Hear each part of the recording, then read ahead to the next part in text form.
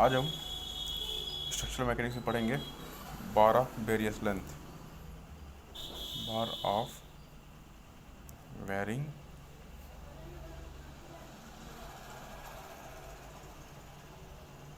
Length.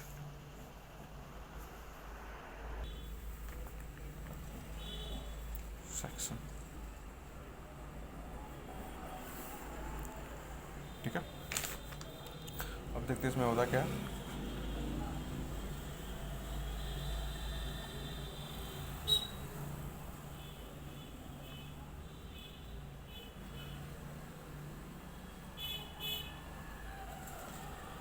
ठीक है,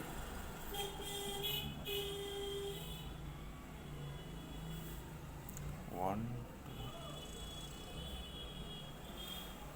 इसका L1,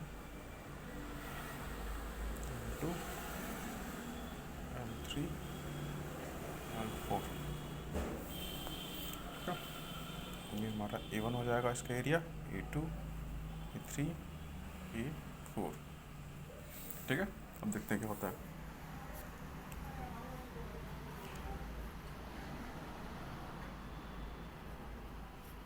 ये एक शाफ्ट है जिनकी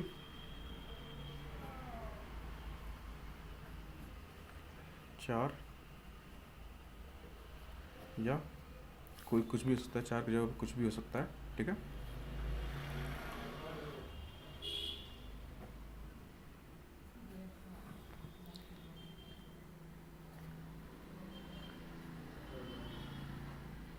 ठीक है, क्रॉस सेक्शन है। Suppose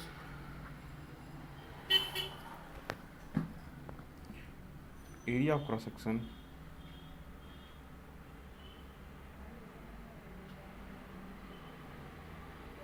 A1, A2, A3, A4। ठीक है, लेंथ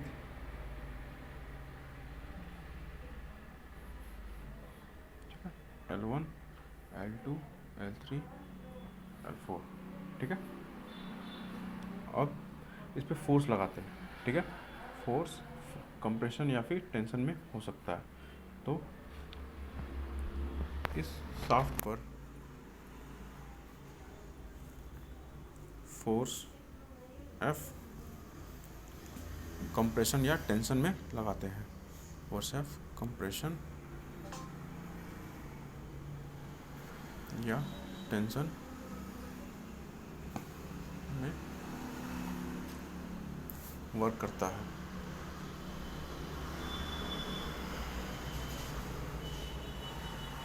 ठीक है, अब देखते हैं कंप्रेशन या टेंशन में फोर्स लगाने से कुछ लंबाई में परिवर्तन आएगा। ठीक है, अतः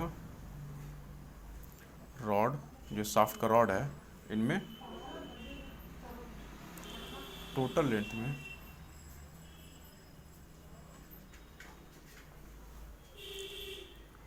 चेंज, ठीक है, उनकी अलग अलग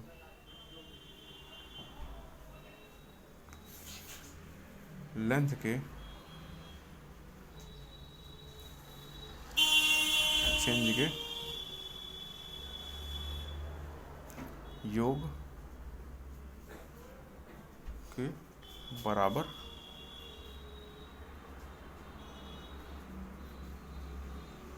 होता है, चाहे फोर्स कंप्रेशन या टेंशन में हो।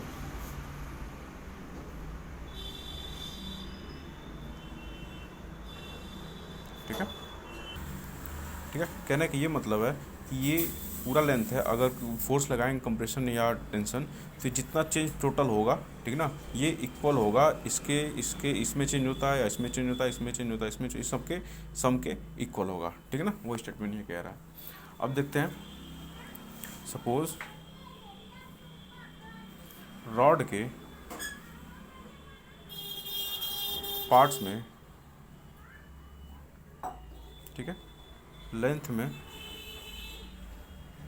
चेंज जो कि डेल्टा L1 डेल्टा L2 ये चेंज है, डेल्टा L3 और डेल्टा L4 है। ठीक है, तब रॉड में टोटल चेंज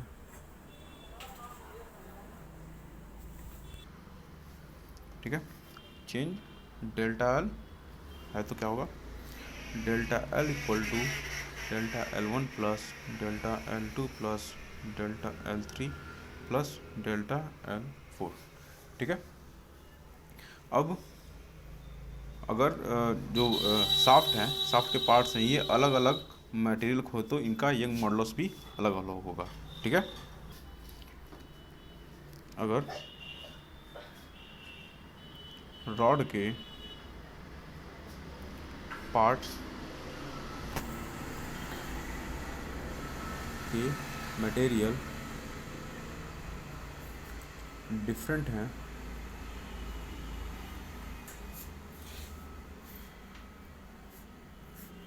तो ठीक है, इनके young modulus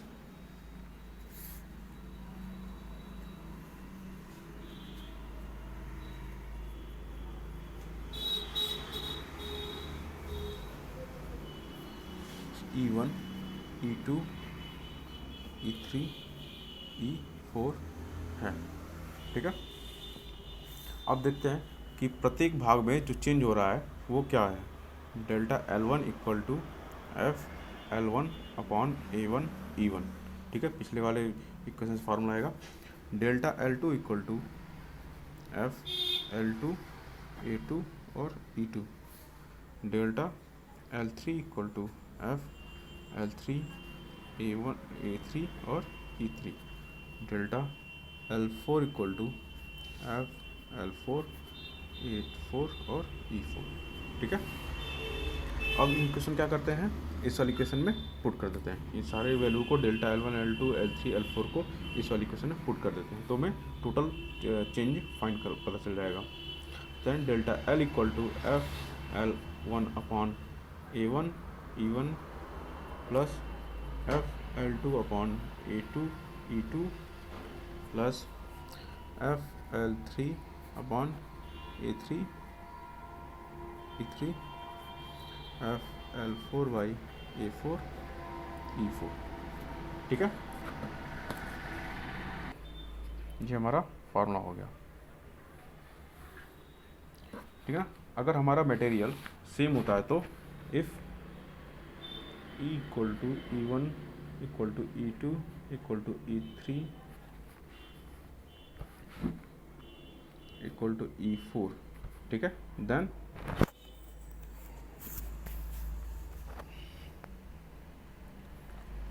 delta L F by E L1 upon A1 plus L2 by A2 plus L3 by A3 plus L4 by A4। ठीक है, हमारा फार्मूला हो जाएगा। ठीक है ना, अगला टॉपिक देखते हैं हम, bars and column of composite section.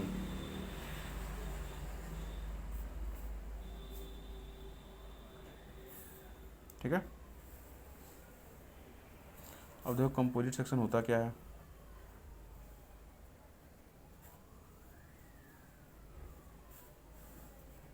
ठीक है, इसमें देखते हैं, दो या दो से अधिक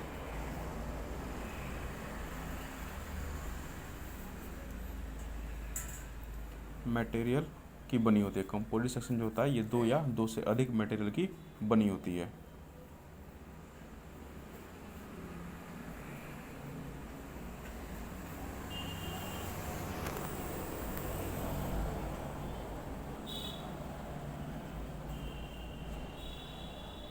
तथा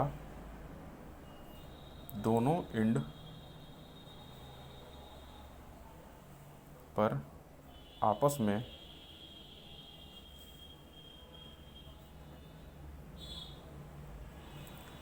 दृढ़ता से, ठीक है, दृढ़ से, रिजिड से जुड़ी होती हैं।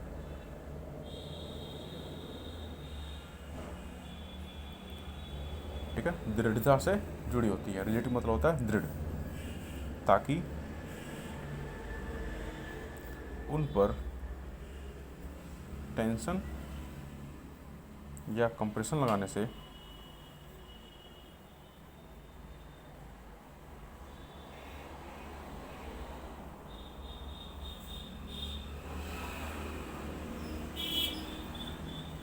लेंथ में, ठीक है, इलोंगेशन या कॉन्ट्रैक्शन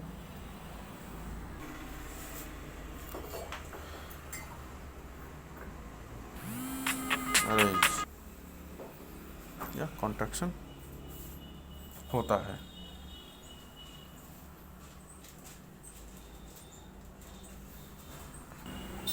कॉन्ट्रैक्शन एक समान,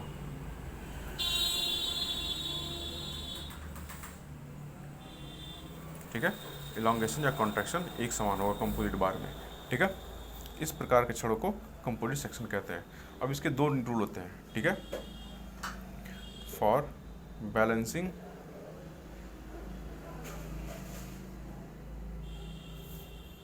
दिस टाइप ऑफ रॉड, ठीक है, पहला कंपोजिट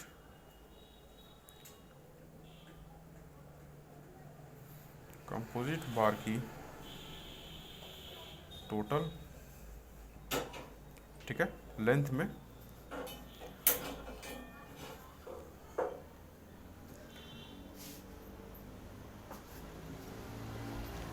में इलोंगेशन या contraction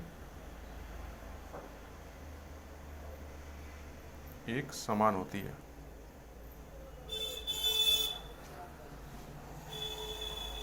that is delta L1 equal to delta L2। ठीक है, सेकंड क्या है, बार पर या रॉड पर लगने वाला टोटल एक्सटर्नल फोर्स, ठीक है, उसके सभी मटेरियल द्वारा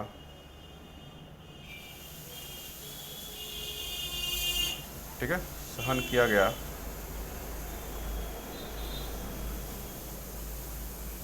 फोर्स के सम के बराबर होता है।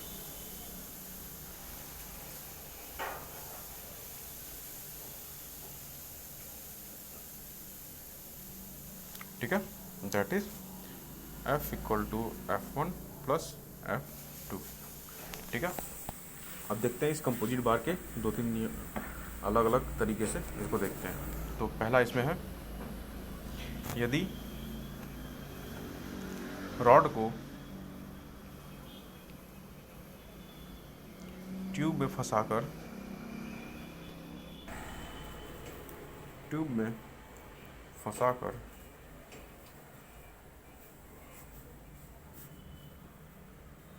कंपोजिट बार बनता होता है।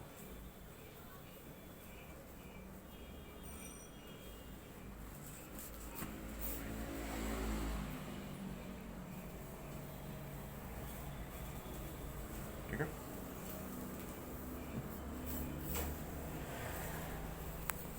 अब देखते हैं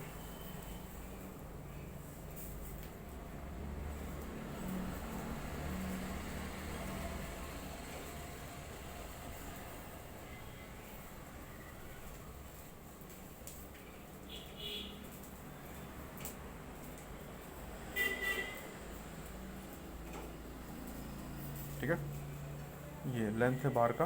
ठीक है, यहाँ इस एंड से फिक्स है, ये हमारा ट्यूब है। ठीक है, और ये हमारा बार है। ठीक है, ये ट्यूब है और ये बार है। ठीक है, इसके डायमीटर में कैसे दिखेगा सर्किल में,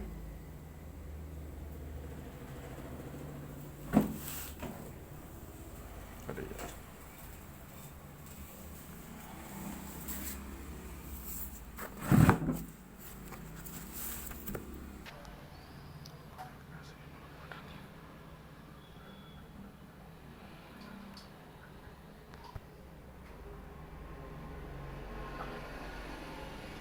ठीक है, ये हमारा ट्यूब है, ये हमारा बार है। ठीक है, अब देखते हैं इसमें क्या होता है। कंपोजिट बार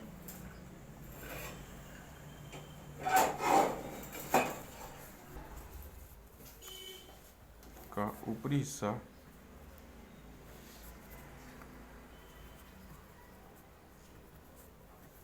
फिक्स है तथा निचले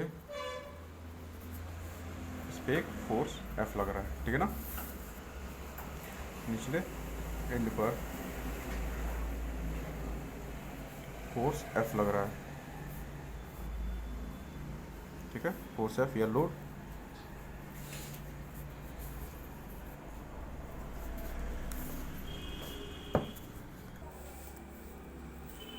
F लटका है। ठीक है, ठीक है, बार और ट्यूब की मटेरियल डिफरेंट है। मटेरियल ठीक है अलग अलग है।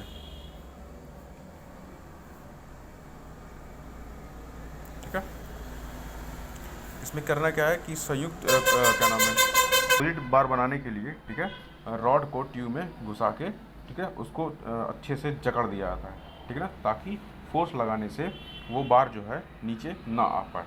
ठीक है ना, अब देखते हैं।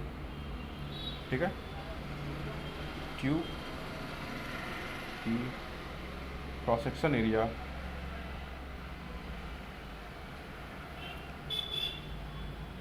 ठीक है A1 तथा रॉड की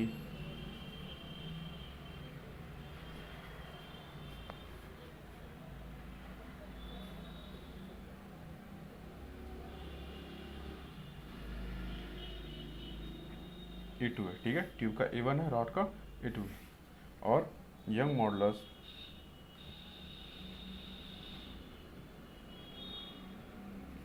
E1 एंड E2 है। ठीक है, ट्यूब पर फोर्स F1 जो कि लोड द्वारा लग रहा है तथा रॉड पर फोर्स F2 लग रहा है। ठीक है, अतः कंपोजिट बार द्वारा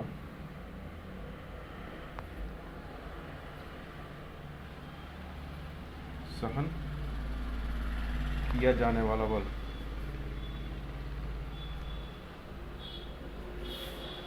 total load F equal to F1 plus F2। ठीक है, अब चेंज इन लेंथ, जो लेंथ में चेंज होगा वो क्या होगा, ट्यूब में ट्यूब के लेंथ में चेंज।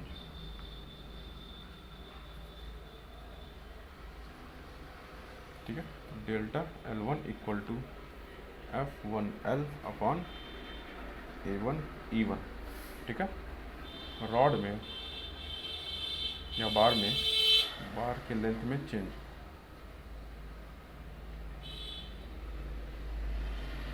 ठीक है, ये हो जाएगा हमारा delta L2 equal to F2L by A1 A2 और E2।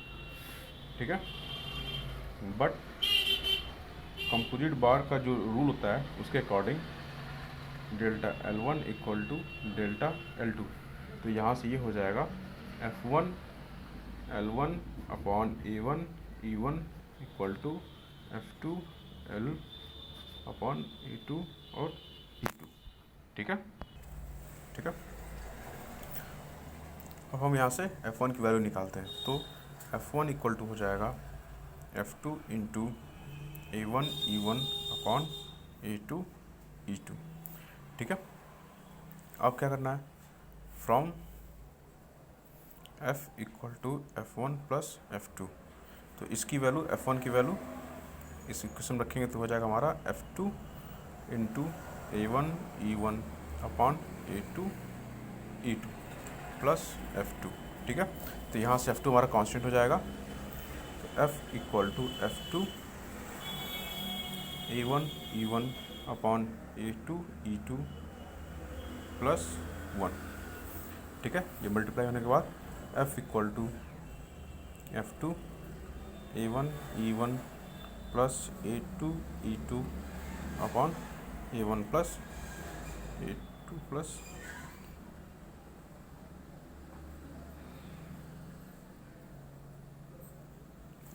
ई टू। ठीक है, या अगर एफ टू की वैल्यू निकालते हैं, F two equal to F, इसको क्रॉस मल्टीप्लाई से उधर जाएगा, तो A two upon A one plus A two. ठीक है,